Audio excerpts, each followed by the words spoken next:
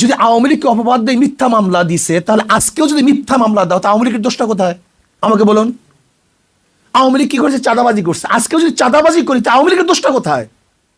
আওয়ামী লীগ জুলুম করছে, অত্যাচার করছে। আজকেও যদি জুলুম অত্যাচার করি, তা আওয়ামী লীগের দোষটা কোথায়? আমি চাই না কোন আওয়ামী লীগ করার কারণে কাউকে জ্বালিয়ে দেওয়া হোক, কারোর অফিসকে ভেঙ্গে চুরে তছনছ করা হোক, আওয়ামী লীগ করার কারণে তার মিল ইন্ডাস্ট্রিজকে জ্বালিয়ে দেওয়া হোক। এইটা আমি চাই না। আমি চাই যে অন্যায় করছে তার বিচার হোক, কিন্তু যে অন্যায় করে না, সে যে দলের হোক না কেন, সে আমার শত্রু হোক না কেন, তার বিচার করা যাবে না, তার উপর জুলুম করা যাবে না। এই জুলুম মুক্ত এক দেশ আমরা করতে চাই, প্রত্যেকের অধিকারকে প্রতিষ্ঠিত করতে চাই। আমরা এখন জুলুম করতেছি, হাজারো মামলা হচ্ছে, নিরাপদ মানুষের বিরুদ্ধে মামলা হচ্ছে।